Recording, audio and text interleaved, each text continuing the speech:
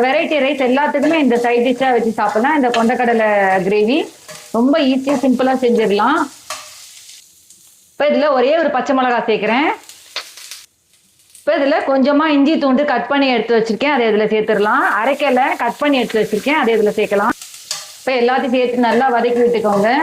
இந்த இஞ்சியே நான் அரைக்கலைன்னா நம்ம சாப்பிடும் போது அந்த இஞ்சியோட இது நமக்கு கிரன்ச்சினஸா இருக்கும். அதே சமயத்துல நமக்கு உள்ள கோல்டெல்லாம் இருந்துச்சுன்னா அந்த இஞ்சி கடிக்கும் போது அந்த கோல்டெல்லாம் நமக்கு வெளியில வந்துடும். அது ரொம்ப நல்லது. நம்ம அரைச்சிட்டு சேர்த்தோம்னா அதோட இதுவும் நமக்கு தெரியாது. ஸோ இந்த மாதிரி நம்ம கட் பண்ணி சேர்த்து போட்டோம்னா அந்த இஞ்சியோட வாசனையும் நல்லா இருக்கும், டேஸ்ட்டும் நல்லா இருக்கும், கேஸுக்கும் ரொம்ப இதுவா இருக்கும்.